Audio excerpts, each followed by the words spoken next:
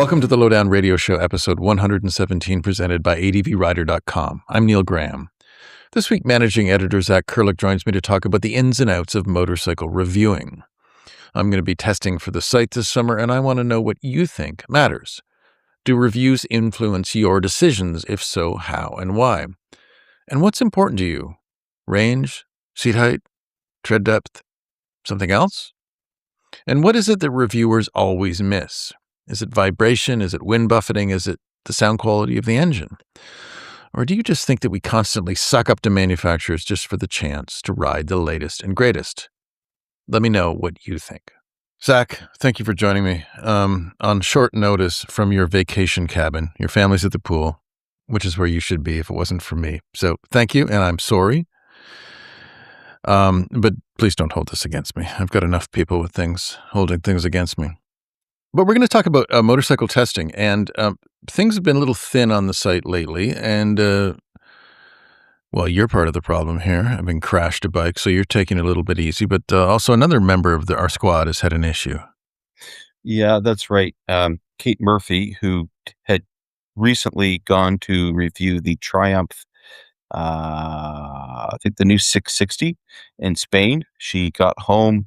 She was only home for a very short time, and somebody in a GMC Sierra ran her over. So she has a story about this on the site soon, but Kate can't do any bike testing. And one or two other team members as well have actually had some other issues and doing a lot of testing either. So Is Kate okay? yeah, she's got, like I said, she's got an article about this on the site, I think next week, but she's okay, but She's well enough to hold a degree of bitterness towards pickup truck drivers. yeah, well, I can't say that I blame her. Yeah.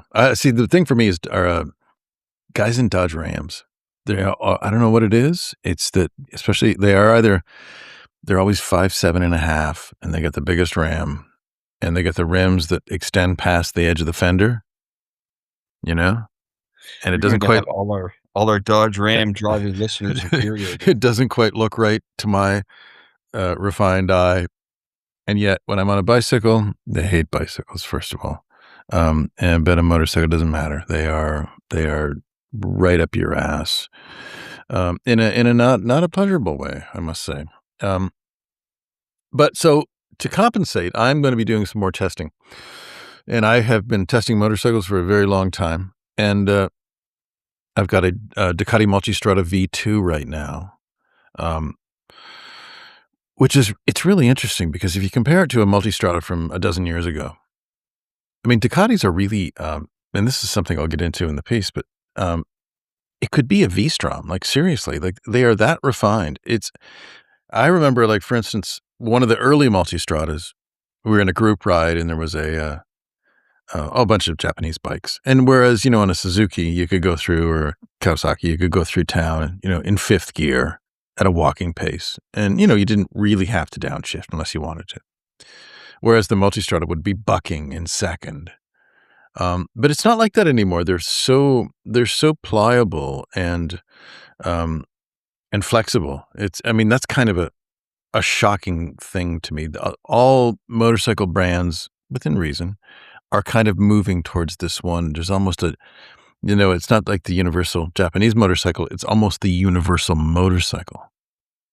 They'll all soon have a parallel twin engine too. Oh God, you're right, and I'm not happy about it. Michael Ullrich and I argue about this. He goes on about parallel twins, but well, it's funny you should mention Michael because I remember the first time I ever met Michael, we were on a test ride. We had a F800 GS that was editor Eris we were riding with. It was on that bike. And then Michael and I had a V-Strom 1000 and a Multistrada. I can't remember what generation it was, but this was 12 years ago. So whatever generation it was. Yeah, Multistrada 1200 with the Testastrada engine. Yeah. Anyway, the very differences that you remarked upon were completely evident in that test. The Multistrada was by far the more enjoyable bike to ride from a sensory experience, but it failed to start at one point and left me stranded on a wharf while the V-Strom 1000 had zero issues on the whole trip. So Yeah, that's kind of it in a nutshell. What was the? Did you ever determine what the issue with the Ducati was? I think it was something to do with the anti-theft system, but it was never really obvious and clear. We fixed it by reconnecting the battery terminals, and problem went away, which doesn't seem to me like how an anti-theft system should work, if you see what I'm saying. Anyway, Maybe it's just an anti-riding system. Maybe that's the whole point. it could have been that. Anyway, there I was in southern Nova Scotia, alone on a wharf with a non-working Ducati motorcycle. My God, there's a sea shanty in there somewhere, isn't there? The Lowdown Radio Show is presented by advrider.com. So now that we've rescued this conversation from the pit of diversions, I've got the Multistrada V2. I'm getting a Multistrada V4 and do the back-to-back on the 2, which I'm looking forward to because that's often a question that comes up. And then we've got some BMWs coming through. And I would just like to ask anyone if there's anything in particular that someone would like to see tested, with the caveat that it may not necessarily be in a manufacturer's press fleet. And if it's not, we're sunk. And the press fleets are shrinking. There was a time, Zac, before you were in this trade, when you could go to a manufacturer and say, I want that one in red, and they would give it to you. It didn't really matter if it was new, old, or anything, but of course, that's long since been the case. And they tend not to put sporting models in because they don't want people to kill themselves. And so it's kind of difficult. But if anyone has any thoughts on some bikes they'd like to see, reach out, and we'll come up with a really creative excuse if we can't get them. And you're going to be riding a bike that's piqued a lot of people's interest fairly soon, aren't you? Yes, I have the Kawasaki KLE 500 lined up next week. I'm looking forward to it. I don't know how far away from home I will get on it. Typically, when I get a test bike, I like to take it to Cape Breton if I can, or at least some destination around Atlantic Canada. Do a multi-day trip on it and assess it from that perspective, because that's often the perspective you don't get at the launch, right? You ride out of a hotel for 4 hours and then you're done. I like to take it on the road for, at least a weekend, if not longer, and live with it day to day. And that's how I like to do it. I don't know if I have the opportunity to do that this year. I'm hoping to get away though on the weekend and hopefully go to Cape Breton. This is something that's really changed in the 20 years since I've been doing this, which is that when I started, we would get a bike for 2 weeks. Everybody at the staff, there actually was a staff, would ride the bike.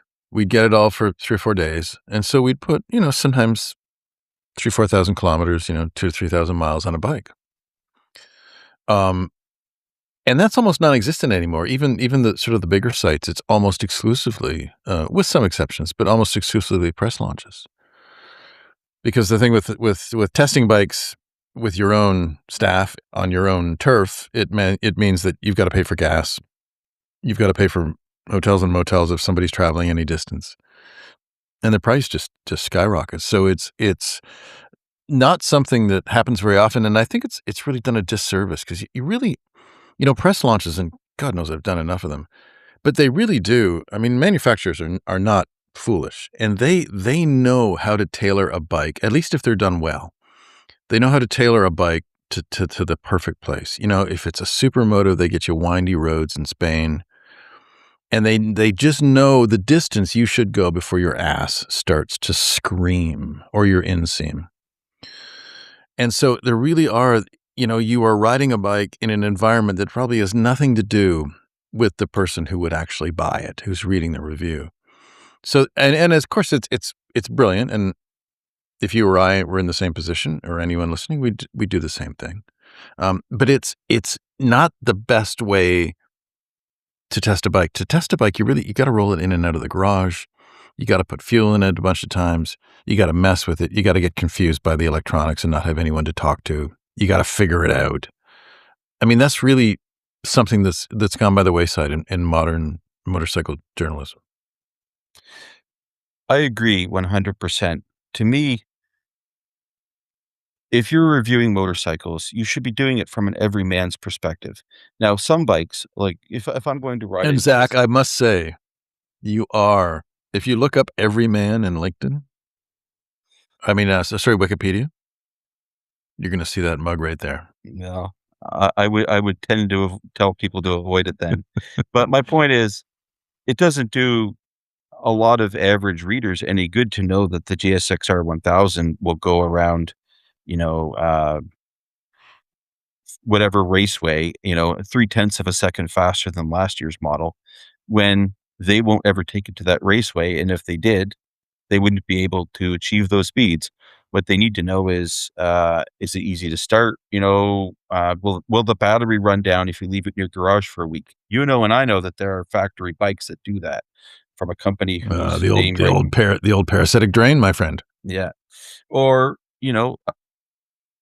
if you go to fill it up with fuel, if the fuel cap's a bunch of faffing about, if the electronic systems are indecipherable, all those things that are that's the stuff that you really need to know in a bike review, or at least that's what I want to know. And like you said, you can only get that information if you actually live with the bike day to day. And that is increasingly become a vanishing thing. And as you said, the expense has a lot to do with it. I mean, motorcycle magazines everywhere are on a skeleton budget now. But one other factor that I don't think enough people have talked about is just the insurance situation. Once upon a time, when there was a very limited number of publications, uh, motorcycle companies were okay for the most part with assuming the insurance risk, right?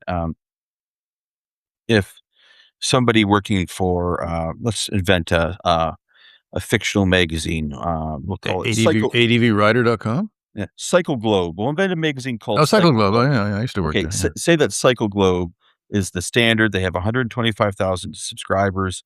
They've got professionals working there. And we'll say if Harley Davidson gives Cycle Globe a motorcycle and it gets wrecked, they'll say, well, that's the price of doing business. And everybody shakes hands. Maybe Cycle Globe pays a minimal uh, fee to keep the insurance company happy and everybody goes on their way. But now people lend motorcycles to influencers, not just Cycle Globe, and they have no way of knowing. In fact, they know that many of these influencers are actually inept. So they aren't willing to cut them breaks on that side of things, right? You have to have your own button covered by your own insurance and so on. And that's just going to be the end of a lot of test rides. People can't afford it. If I was to go off and borrow a $25,000 adventure bike and drive it off a cliff somewhere, ride it off a cliff somewhere, which could happen, and I was at fault, guess what? They're going to come back to me and say, well, sir, were you insured for this $25,000 motorcycle? And if not, well, we own your butt for the rest of your life. Oh, come on. ADV Rider Vertical Scope would be right behind you, supporting you every step of the way. You know that. Yeah, I'm not sure I have a piece of paper that says that. My point is this.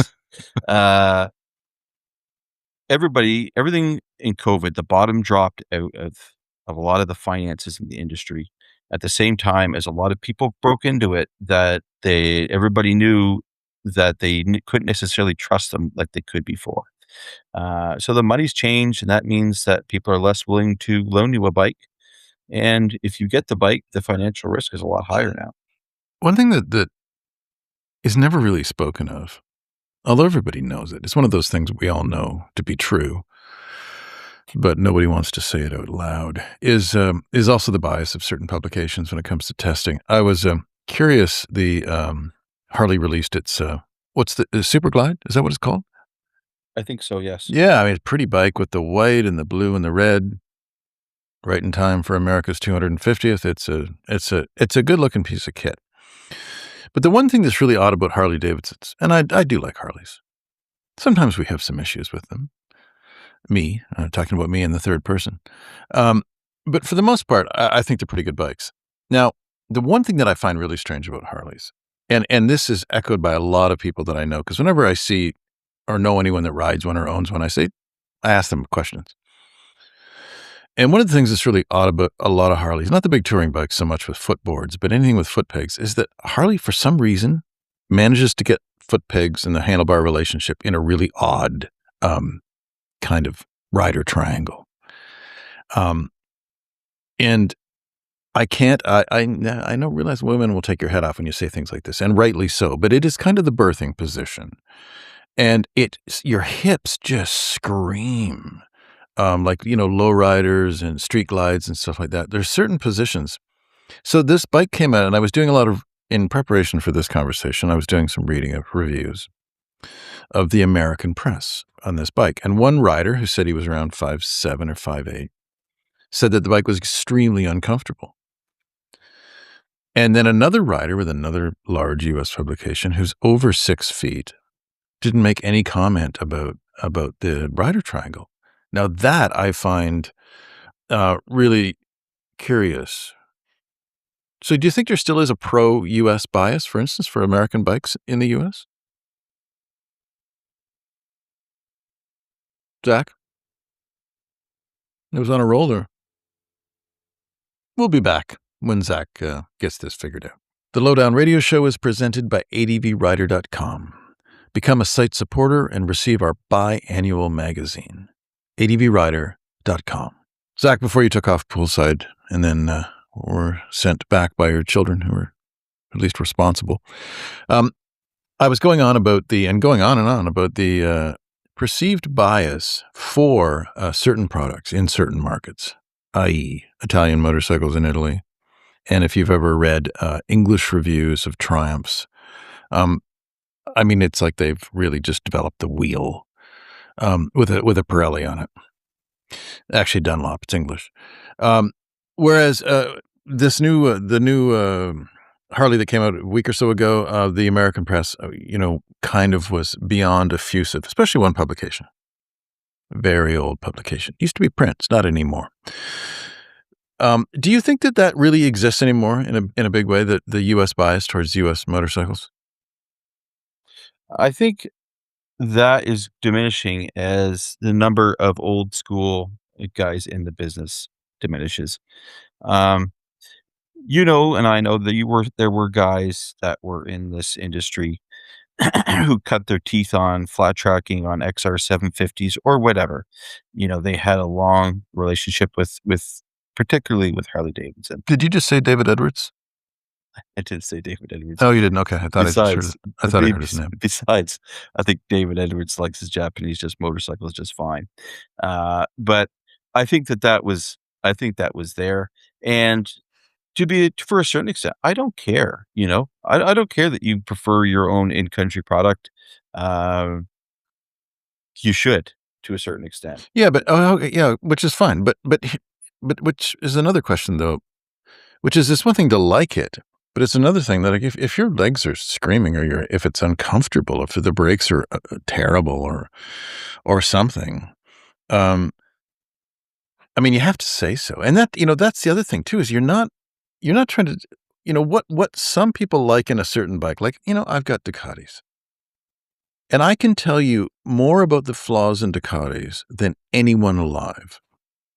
In fact, I've written many, many thousands of words about flawed Ducatis. But for some reason, they are defective in the way that I am defective, and we've found each other, and we get along reasonably well. But, it's this overlooking of a vehicle's inherent, flaws. I remember I had a Harley once from years ago and on test, and it was pretty clear pretty obvious that there was no fork oil. You ever put a bike together and not put fork oil? It's just pogos. It really is a pogo stick. And I know because I've done it before. I'm more likely to have my fork come apart after I put it together. Well, this Harley had no fork oil, and other publications were going on had the same bike in the same condition, and we're going on about what a smooth ride it was. And it's like, have you ever ridden a motorcycle before? It was really terrible, and even the technician said, no, it's fine, but bullshit, it was fine, it wasn't fine. So you're saying it's okay to have biases, which I agree, but also, like, come on, just tell the truth. But then, I remember, like, I would test a bike, like, I think one of the most hideous abominations ever, the M109R Suzuki, that cruiser. Just a sea of plastic chrome in the finest Japanese traditions. And yet you just list what it does well and what it does poorly, I mean, it's kind of come down to that. Because if some people, and I know people who love the look of that bike, to which I would say that concussions are cumulative.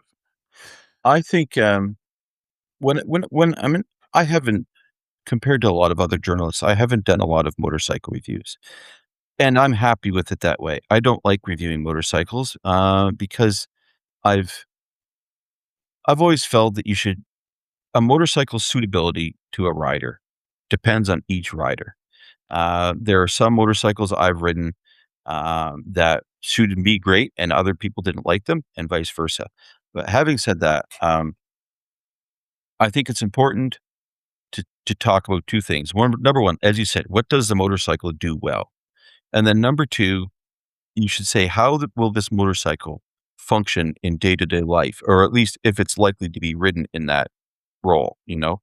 Um, I don't necessarily think it makes sense to review a, R1 and a grocery getter roll because most people aren't going to use an R1 to go to the gym, not a brand new R1. They're not gonna use it to go to the gym, go to the grocery store, and go, do all that stuff. But a lot of other motorcycles that they will, or at least if they like motorcycles, they will. Uh, so those are the kind of the 2 things that I like to review a bike on. And as you said, sometimes people's biases let them get effusive about a motorcycle that perhaps they shouldn't be, because of its inherent limitations. But I think after a while, you also, if you read enough articles, you kind of get to see through some of that as well. So you're saying that you sort of you learn the language of the trade, what people are saying. I think that's a fair way to put it. Yeah. I mean, and also you're going to get, if you read, uh, like American Iron back in the day. Of course, they were going to say that a Sportster was a good handling bike because they were comparing it to, a Wide Glide or something like that, not to an Yeah. R1. That's just what that kind of publication was. Something else that has come up time and time again, with vehicle testing, and this sort of ties in a way to what we're talking about, is that a lot of people don't realize how really good new motorcycles are. Because whenever in my life, whenever I've ridden someone else's motorcycle, I would say that 3/4 of the time, there's something drastically wrong with it. And it's usually tires and suspension. I mean, a friend of mine had a late '90s Triumph Tiger, and it would wallow like an old Coupe de Ville going down the highway. And I, sort of delicately said, "I think your suspension is screwed." And he said, "Oh, no, it's fine." But, you get used to it. Kinda like kinda like things are with your first wife. You just get used to it, and then all of a sudden, it just gets so horrible, and you gotta move on.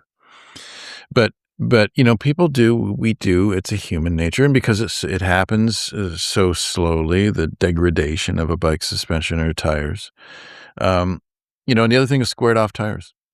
So often, with new bikes, you're talking about sort of this minutia of function, and yet really people are riding around defending their DR650 with bald tires and with worn out suspension. So, and I understand the sentimental affection to certain bikes, um, but it's important to realize that you know before you go out and buy a new bike, and we'd love you to do it. But tires and suspension, folks, that's a good place to start to renew your love affair with your current steed. I remember back when I first started riding a wide variety of press bikes.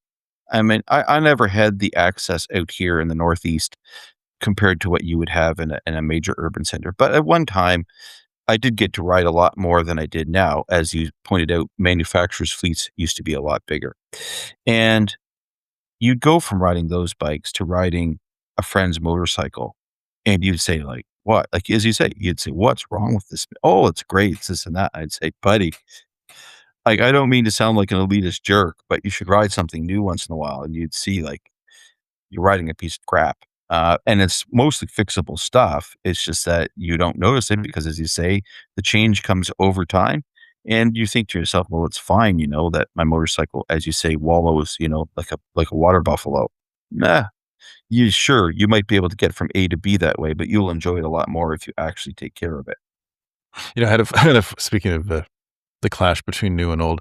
I took my when I got my 30-plus-year-old Ducati, air-cooled Ducati back on the road a couple years ago, I took it to a local shop, Triumph, Polaris, multi-line shop, to get it safety. And the techs there had no idea what to do with it. It was as if this had come from another planet. It was like it was a hand-shift Indian from the 40s. First of all, they couldn't get it running because they didn't realize that it's accelerator pump carburetor, so you have to twist the throttle a bunch of times to shoot fuel in. First of all, they didn't know anything about carburetors. And then it wouldn't run wouldn't idle because they didn't, they had no experience with kind of keeping an engine going on the carburation until it warms up. And then the other thing was they failed it, well, because it wouldn't idle because it wasn't warm. And then the second point they failed it on was the ignition didn't cut out when the side stand was down, if it was in gear. But of course, back then, that wasn't a thing. There's a little light, which is absolutely indecipherable in sunlight, on the dash that warns you that the side stand is down. But it's not an ignition cutout. So I had to go back and kind of explain this. And so I failed it. And when I went back, it's kind of funny. When I went back for the retest, I stopped. The bike was on a trailer. I stopped just around the corner from the shop, started the bike up, let it warm up for 5 minutes, and then rode in and unloaded it. And then they tested it. But I had to explain all this stuff to them. So even the shops sort of don't know what to do with old stuff anymore. Yes, we're very much approaching an era where a whole breed of technician has been raised on fuel injection and plug-in code readers, and that's all they know how to use. I'm no mechanical wizard, but I can keep an old air-cooled single running, and have. And I've had my fair share of big old four cylinders and so on. But for me to find someone to work on that stuff, I mean, even my Suzuki Bandit, that would be considered a very simple motorcycle, mechanically speaking. I know of no mechanic around my general area that I would trust to balance the carburetors on it. I don't know anybody. Yeah, it's extremely difficult to get someone. You would think that would be sort of a growth industry for a young tech to get into that, but I don't know. Maybe it's not worthwhile. Maybe all the money's at a dealership. I think there is money in it, but the problem is the people who own motorcycles like my old Bandit are not the kind of people who are willing to pay $75, $80 an hour for a technician to fix Yeah, it. because they're guys like you, Exactly. and that's the problem. Zach. You are the problem in modern motorcycling. That's right. The common Damn. man. The common man is the problem in motorcycling. So we're gonna keep this short this week, just to make everyone happy, and because it's of course, we're between Canada Day and July 1st and the 4th of July in a couple of days. So we are going to end this by talking about our favorite places to ride in the two respective countries that encapsulate most of our readership. Is that safe to say? Canada and the U.S., they'd be the two biggest markets? On ADV Rider, yes. Yeah. One place that I've got to go see my buddy Jake Fry in BC again, and he's got a GS and some other bikes, and all I have to do is get my ass there, there's really no excuse for me not to go out there. But British Columbia is absolutely stunning place to ride a motorcycle, and I haven't spent enough time in my life riding in BC. So that's one place I really would like to go. What about you? What about in the U.S.? I've been to most of the US except the Pacific Northwest. Enjoyed riding through most of it, but out of all the places I've been, I would like to get back to Route 191 that travels from the Mexico border to the Canadian border through the Southwest, particularly the stretch from Morenci to Alpine in Arizona. That is an incredible road, and last time I was there was in 2013, and ever since I've been scheming my return. Well, the years are piling up. You're not as young as you used to be, my friend. You might want to get to that. And just to wrap things up, please, with this testing we're going to be doing, please let us know what you think is missing from road tests and motorcycle tests. What is the thing that irks you after you finish reading them and think, why didn't they talk about this or why didn't they talk about that? And yes, we're going to do fuel mileage and we're going to do fuel range. So we're going to cover off those things. But are you 5'6" and have a hard time getting on an ADV bike? Seat height? Is there a better way for us to measure seat height? Of course, because seat height isn't just the height of the seat; it's how plush the seat is. It's the width of the junction between the seat and the fuel tank. Maybe we can come up with a better way. Maybe we come up with maybe you could sit on the computer and we could emulate some. I don't know. There's got to be something we can do. Anyway, Zach's Oh, going to work on that. Zac, please join your family at the pool. Drink with discretion, please. You're not fully healed up from last fall's crashes, so take care of yourself, and we'll talk soon. talk later. Thanks for having me, Neil. As always, thank you again for listening to the Lowdown Radio Show presented by advrider.com.